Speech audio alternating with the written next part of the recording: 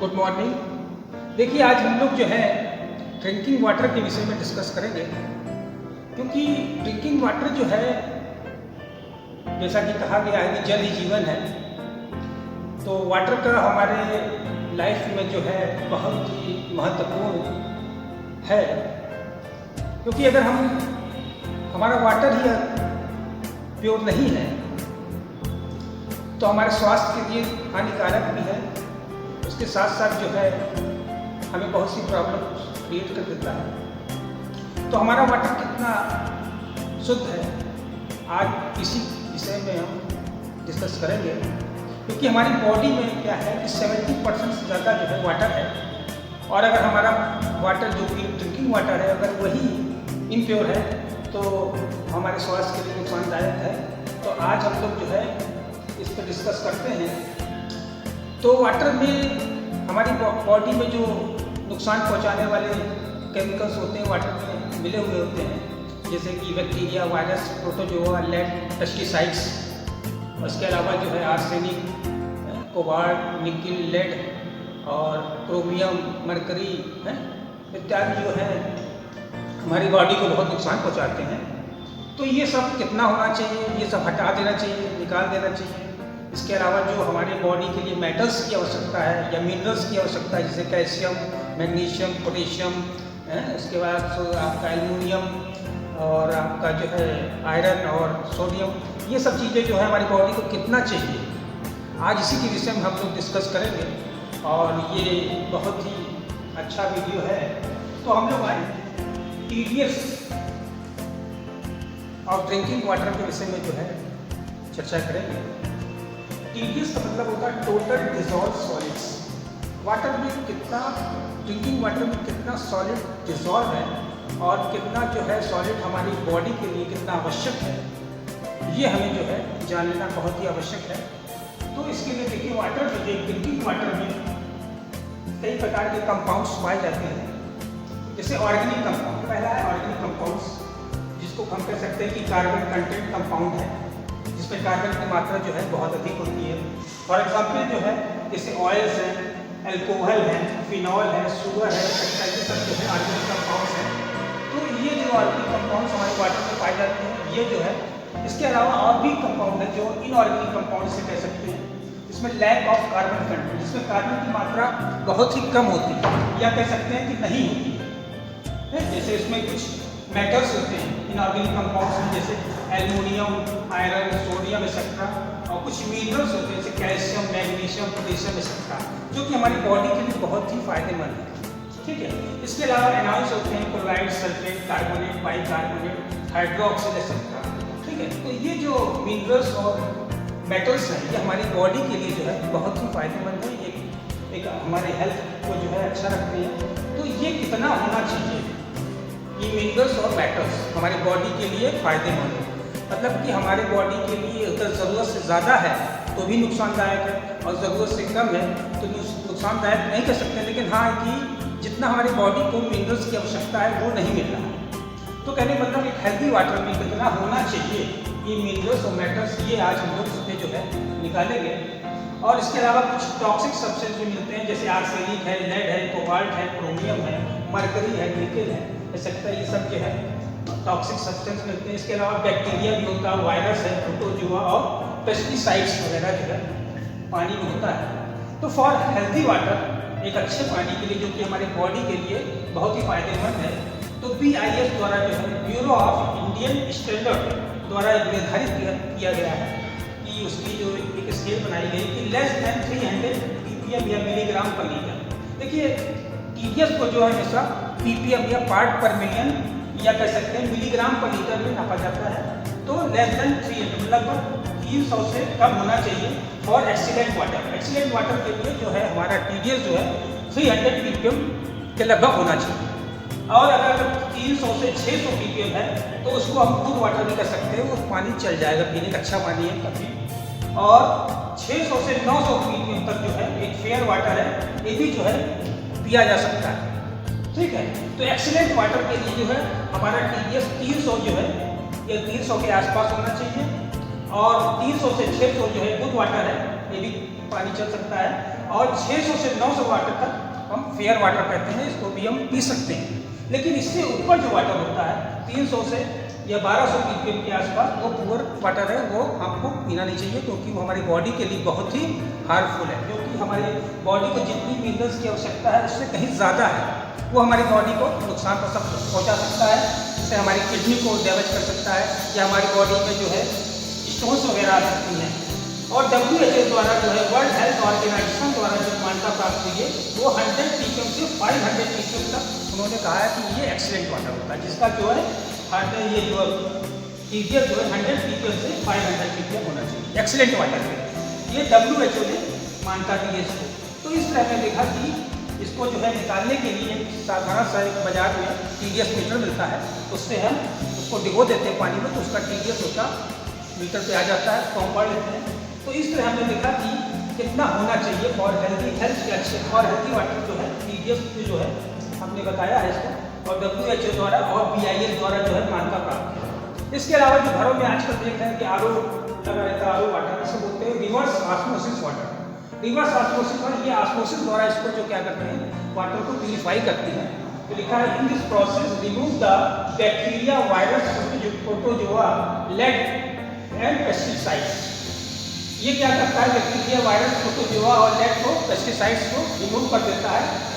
And organic impurities, तो उसमें जो ऑर्गेनिक इम्प्योरिटीज होती है इसको जो है क्या करता है, रिमूव कर देता है। इसके साथ साथ जो क्या करता है, ये कुछ कॉमन सॉल्ट भी जो है ये हटा देता है, जो कि हमारी बॉडी के लिए बहुत ही आवश्यक है। तो ये जो है कॉमन सॉल्ट को हटाता है by using semi permeable membrane. इसमें क्या होता है, सेमी परमिएबल मेम्ब्रेन होती है, उसमें से जो है हम पास कराते हैं प्रेशर द्वारा, एक प्रेशर देते हैं, जिससे ये वाटर हमारा जो है प्योर वाटर प्राप्त होता है। तो क्या होता है कि RO वाटर में जो है हमारे जो कॉमन सॉल्ट हैं, जैसे जो हमारी बॉडी के लिए मिनरल्स और मेटल्स जो है क्या होता है, वो भी जो है रिमूव हो जाते हैं, हट जाते हैं। तो ऐसे मौके में क्या होता है कि हमको RO का वाटर जो है समय समय पर उसका TDS हमें देखते रहना चाहिए। तो इसके लिए बाजार में TDS मीटर आता है, तो आप चेक करते रहे कि हमारा TDS जो है लगभग 300 के आसपास होना चाहिए। अगर 300 के आसपास है तो हमको कह सकते हैं वो एक्सीलेंट वाटर है। लेकिन अगर 100 ppm से भी कम है, मतलब कि वाटर जो है कम से कम 100 ppm से कम नहीं होना चाहिए उसका TDS। अगर 100 ppm से कम है, इसके मतलब कि उसमें मिनरल्स कम है।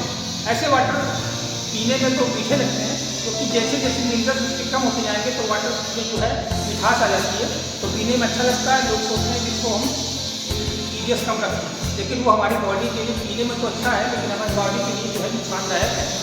तो ऐसा जो है वाटर का जो है TDS 100 से कम नहीं होना चाहिए, 100 से ऊपर होना चाहिए और 300 के आसपास होना चाहिए। तो आज जो है ये RO का हमने जो बताया है, देखिए इसमें क्या होता है कि ये सेमी परमिएबल मेम्ब्रेन लगा हुआ है, ठीक है। इसमें जो है ये कंसंट्रेटेड वाटर, ये आप कह सकते हैं कि नॉर्मल वाटर जो होता है इससे से पास कराते हैं, और ऊपर एक पिस्टन लगा हुआ है। ये पिस्टन से जो है इसमें ऊपर से प्रेशर देते हैं, तो ये क्या करता है, सेमी परमिएबल मेम्ब्रेन द्वारा, ऑस्मोसिस द्वारा ये वाटर, इसके जो आपके बैक्टीरिया, वायरस, प्रोटोजोआ और लेड्स वगैरह है, ये यहीं पे रुक जाते हैं, और एक सॉफ्ट वाटर या प्यूरिफाइड वाटर जो है ये नीचे आ जाता है, और इसके द्वारा हम इसको आउट हो जाता है, प्योर वाटर आउट निकाल लेते हैं। तो कहने का मतलब ये जो है प्रोसेस हमारी RO वाटर की है। Reverse osmosis water is converting sea water into drinking water. Reverse osmosis process द्वारा हम समुद्र के पानी को भी हम क्या करते हैं, ड्रिंकिंग वाटर के रूप में कन्वर्ट कर सकते हैं। यही प्रोसेस द्वारा हम जो है समुद्र के पानी को हम ड्रिंकिंग वाटर में करते हैं। तो ये था हमारा आज का TDS के विषय में। और आज हम लैब में जो है हमारे पास जो है डिफरेंट टाइप के जो है वाटर्स हैं, इसमें RO वाटर भी है और भी वाटर्स हैं, नॉर्मल टैप वाटर भी है और भी वाटर है। तो उसको जो आज हम मीटर द्वारा जो है लैब में TDS जो है निकाल करके देखते हैं। आइए हम लोग जो है TDS निकालते हैं। हमारे पास कुछ वाटर सैंपल्स हैं, उनका TDS निकालेंगे। तो सबसे पहले हम क्या करेंगे, ये हमारा जो है TDS मीटर है, ठीक है। ये TDS मीटर को हम जो है करीब 15 से 20 मिनट तक इस तरह जो है ऑन करके छोड़ देंगे, जिससे ये हमारा सेट जो है वार्म अप हो जाए। और उसके बाद ये हमारे पास एक इलेक्ट्रोड है। ये इलेक्ट्रोड जो है इसमें 2 टर्मिनल्स लगे हुए हैं, जिसे एनोड और कैथोड कहते हैं, इसको जब हम वाटर में डिबो देते हैं तो ये जो है जो इलेक्ट्रोड्स हैं उस वाटर में क्या है वो आयंस का जो है फ्लक्चुएशन होता रहता है। आयंस का जो मूवमेंट होगा उस आयंस के मूवमेंट को ये क्या करते हैं मेज़र करते हैं, और मेज़र करके वाटर में कितना जो है सॉलिड्स है वो हमें TdS के रूप में बता देते हैं। तो ये हमारा जो है इलेक्ट्रोड है और इस पर सेल कांस्टेंट पड़ा हुआ है, ठीक है इसको, और ये नॉब है, इससे जो है हम इसमें अटैच कर देते हैं। और ये हमारे पास जो है देख रहे हैं ये मोड नॉब है, फंक्शन नॉब है।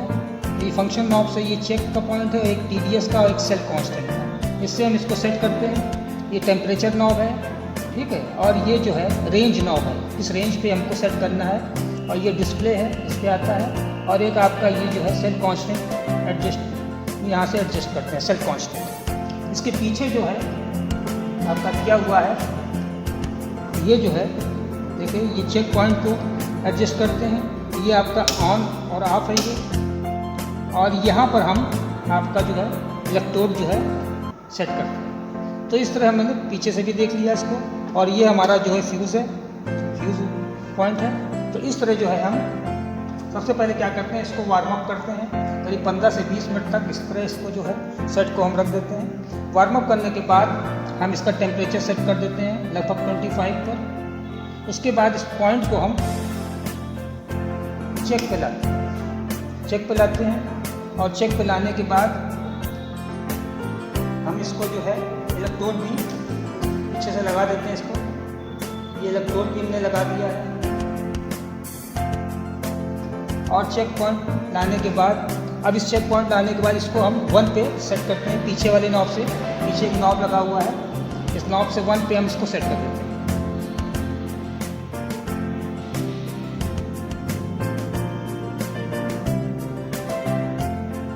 ये लगभग सेट हो गया है 1 पे।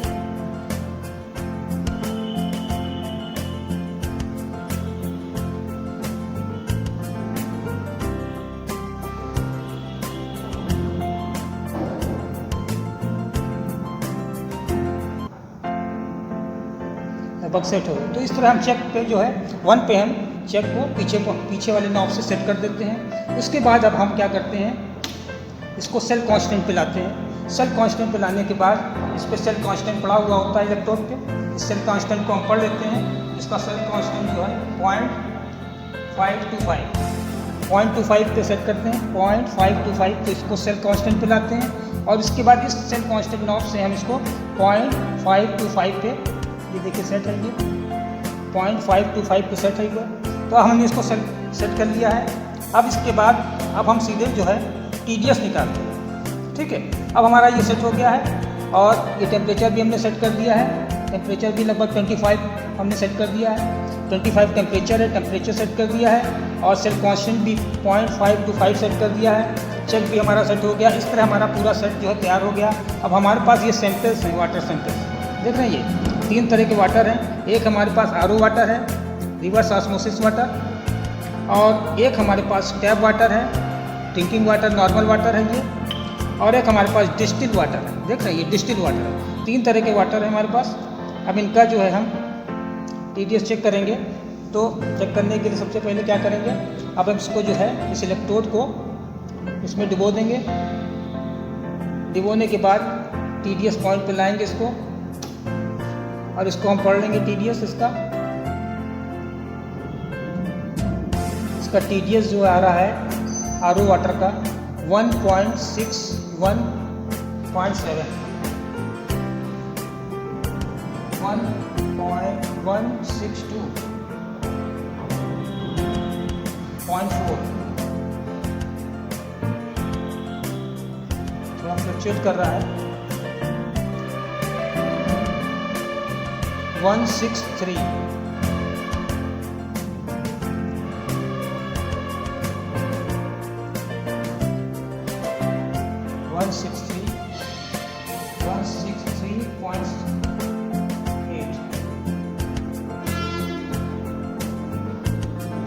फ्लक्चुएट हो रहा है ये। इसको हम नोट कर लेंगे। लगभग आ गया है 164 के लगभग आ गया है 164। 164 हमने नोट कर लिया इसको, 164 ये हमारा आर ओ वाटर का जो है TDS आ गया हमारा। अब हम क्या करेंगे, इसको जो है निकालेंगे और इसके बाद हम इसको डिस्टिल वाटर से अच्छी तरह साफ कर लेंगे। ये हमारे पास डिस्टिल वाटर भी है, ये डिस्टिल वाटर से हमने इसको साफ कर लिया और उसके टर्मिनल्स को। अब इस इलेक्ट्रोड को जो है हम जो है डिस्टिल वाटर से साफ कर लेंगे। साफ करने के बाद इसको जो है एक फिल्टर पेपर से ड्राई कर लेंगे। ड्राई कर लिया हमने। ड्राई करने के बाद अब जो हमारा दूसरा वाटर है टैप वाटर, देख रहे हैं टैप वाटर है, इसका जो है TDS नापेंगे। अब इसका TDS नापने के लिए हमने इसको डाल दिया है और इसका TDS हम देख लेंगे। लगभग आ रहा है 189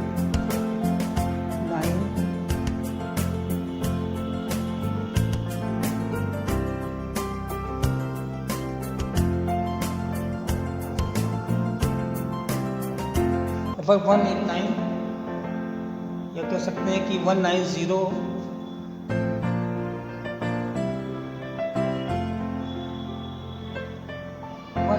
के लगभग आ रहा है, 190.6 या 191 कह सकते हैं इसको।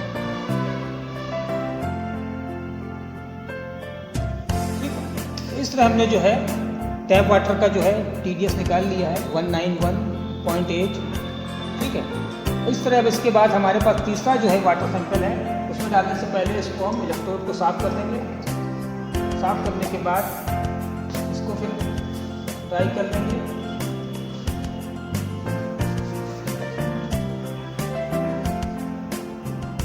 ड्राई करने के बाद अब हम इसको डिस्टिल वाटर में रखेंगे। डिस्टिल वाटर में देख रहे हैं हम कम हो गया। कायदे से डिस्टिल वाटर में तो 0 आना चाहिए, क्योंकि डिस्टिल वाटर में जो है कोई भी ऑयंस नहीं होते हैं, लेकिन फिर भी कुछ ना कुछ मैन्युफैक्चरिंग एरर के कारण कुछ जो है ऑयंस आ जाते हैं। तो लगभग 16.5 या 6 कह सकते हैं 7, तो ये 16.5 ppm लिया है। तो इस तरह हमने देखा कि हमने तीनों तरह के वाटर को है, RO वाटर और टैप वाटर और डिस्टिल वाटर का भी निकाल के देखा है TDS।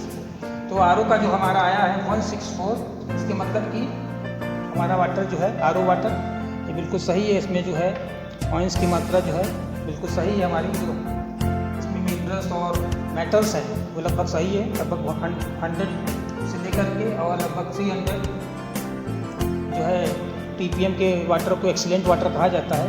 तो ये वाटर हमारा RO वाटर बिल्कुल सही है। और टैप वाटर भी हमारा आया है 191, इसकी जो है ppm हार्डनेस आई है, तो ये भी लगभग सही है। बस फ़र्क क्या है कि इसमें जो है RO वाटर टैप वाटर में जो है इसमें जो है बैक्टीरिया, वायरस, प्रोटोजोआ और आपके पेस्टिसाइड्स वगैरह, कुछ ऑर्गेनिक इम्प्योरिटीज़ जो है और इसी प्रकार लेड वगैरह जो है और आर्सेनिक वगैरह, क्रोमियम है, मरकरी है, ये सब जो है हो सकते हैं इसमें।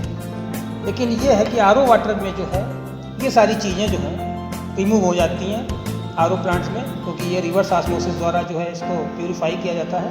तो ये वाटर जो है ज़्यादा बेटर है और इसका TDS भी सही है। TDS हमारा 100 से ऊपर होना चाहिए और 300 के बीच में होना चाहिए, वही एक्सीलेंट वाटर है, वो हेल्दी वाटर भी कहा जाता है। 100 से नीचे वाले में क्या होता है कि वाटर पीने में तो काफ़ी मीठा लगता है, अच्छा लगता है, लेकिन उसका जो है मिनरल्स जो है उसके रिमूव हो जाते हैं, वो हमारी बॉडी के लिए जितनी आवश्यक है उतनी मिनरल्स मिल नहीं पाती। इसलिए हमारे जो है RO का वाटर जो है उसका TDS हमेशा जो है 100 से 300 के बीच में रखना चाहिए। तो इस तरह जो है ये एक्सपेरिमेंट कंप्लीट हुआ। Thank you.